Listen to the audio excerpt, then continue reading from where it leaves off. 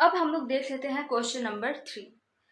Question number 3 में कहता है from the following matrices identify diagonal, scalar and unit और आइडेंटिटी। यूनिट और आइडेंटिटी मैं आपको स्टार्टिंग में बता चुकी हूँ, ठीक है। आपको कहता है कि आपको सिमिलरली पिछले क्वेश्चन की तरह मैट्रिसेस गिवन है और आपने आइडेंटिफाई करना है कि इनमें से डायगोनल कौन सा है, स्केलर कौन सा है और यूनिट या आइडेंटिटी मैट्रिक्स कौन सा है। गिवन है हमें ए बी सी डी ई, ठीक है। अब हमें इनमें से बताना है। सबसे पहले डायगोनल और स्केलर की बात कर लें अगर हम, तो डायगोनल मैट्रिक्स हमारे पास ये होता है।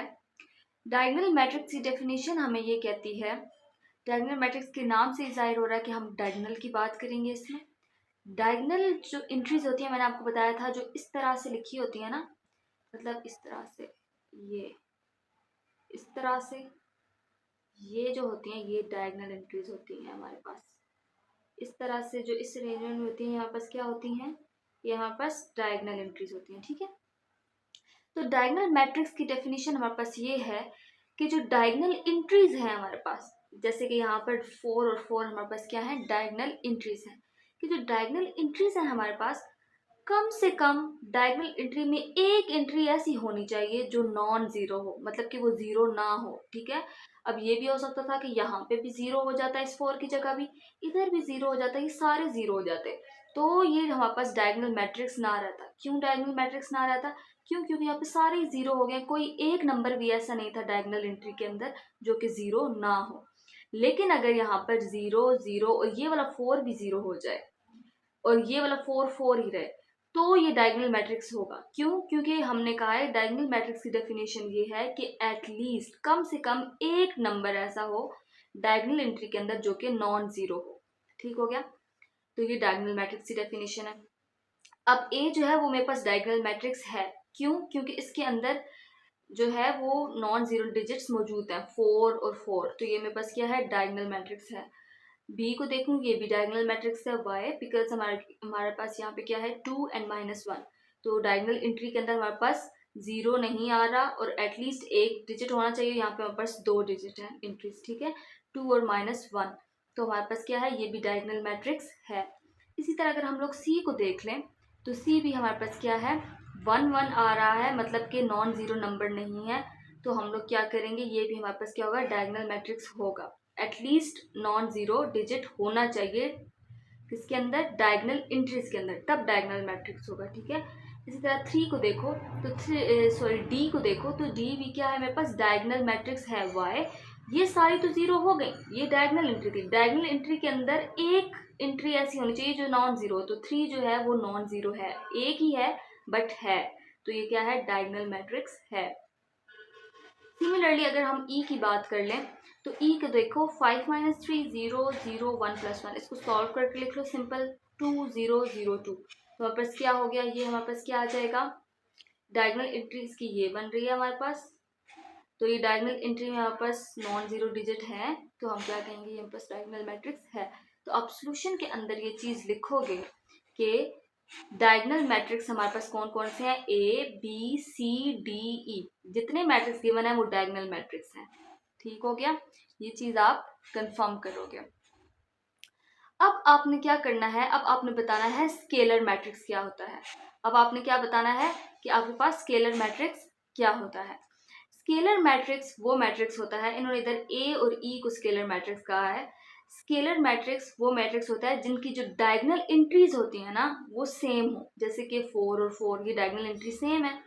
अब ई की देखो, तो 2 और 2 0 0, तो ये क्या है, सेम है। इसलिए जब इस तरह से ना नेगेटिव या माइनस करके या ऐड करके लिखना हो तो लिखा करें, सॉल्व किया करें, क्योंकि इस तरह से वो आसानी हो जाती है। देखिए यहाँ से आपको डायरेक्ट पता चल गया है कि ये क्या है, आपके पास स्केलर मैट्रिक्स है। स्केलर मैट्रिक्स दोबारा बता रही हूँ, वो मैट्रिक्स होता है जिसकी जो एंट्रीज होती है ना हमारे पास वो सेम हो, डायगोनल एंट्री सेम हो। तो इसकी डायगोनल एंट्री सेम है, 2 और 2, इसकी डायगोनल ए की भी एंट्री सेम है, 4 और 4, ठीक हो गया। अब हम लोग बात कर लेते हैं यूनिट या आइडेंटिटी मैट्रिक्स। वो मैं आपको पीछे भी बता चुकी हूँ, यूनिट या आइडेंटिटी मैट्रिक्स कौन सा होता है, जिसकी डायगोनल एंट्रीज हमारे पास 1 1 हो, बाकी तमाम एंट्रीज 0 हो। तो ये क्या है, 1 1 और बाकी तमाम एंट्रीज क्या है हमारे पास, 0 है। तो इसको हम क्या कहते हैं, आइडेंटिटी मैट्रिक्स या फिर यूनिट मैट्रिक्स। तो आपने इसका सोल्यूशन देख लो। स्केलर मैट्रिक्स में हमारे पास ए और ई है, यूनिट मैट्रिक्स में मेरे पास सी है, डायगोनल मैट्रिक्स में ये सारे आएंगे A B C D and E. अब देखते हैं हम लोग क्वेश्चन नंबर 4 के। क्वेश्चन नंबर 4 हमें 1.2 एक्सरसाइज का क्या कहता है, ठीक है। क्वेश्चन नंबर 4 में है find negative of matrices A B C D and E when A हमें ये गिवन हो, बी हमें ये गिवन है, सी डी एंड ई हमें ये गिवन है, ठीक है। आपने इसका नेगेटिव फाइंड आउट करके देना है। ये बहुत सिंपल और बहुत इजी क्वेश्चन है। नेगेटिव फाइंड करने का मतलब है मैट्रिक्स के अंदर आप देखोगे जिसके साथ पॉजिटिव साइन है उसके साथ आप नेगेटिव कर दोगे, और जिसके साथ नेगेटिव साइन होगा उसके साथ आप पॉजिटिव कर दोगे। जैसे कि यहाँ पर ए में मेरे पास 1 0 -1 आ रहा है।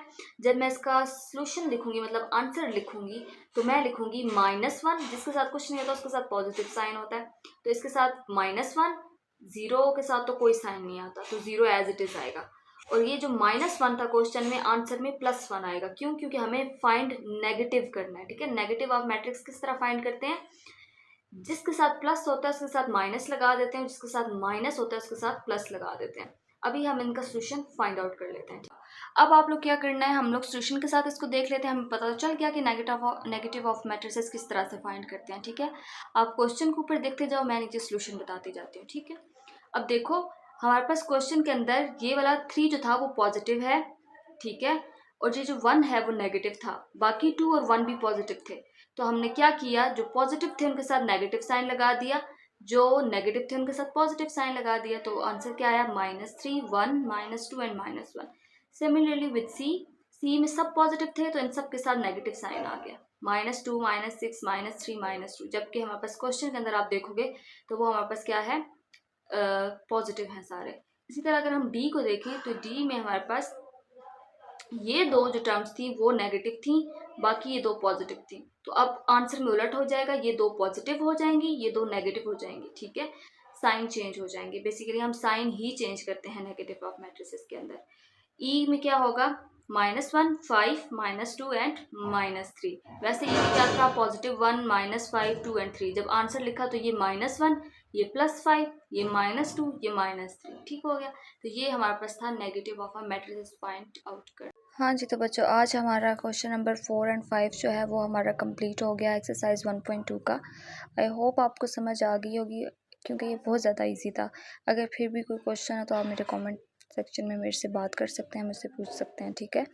और कल की वीडियो में इंशाल्लाह हम लोग नेक्स्ट क्वेश्चन करेंगे, क्वेश्चन नंबर 5 एंड 6, जिसके अंदर हम लोग ट्रांसपोज ऑफ अ मैट्रिक्स के ऊपर बात करेंगे। तब तक के लिए अल्लाह हाफिज़ and don't forget to share my YouTube channel, और लाइक भी करना है अपने साथ में और सब्सक्राइब भी करना है। Thank you very much.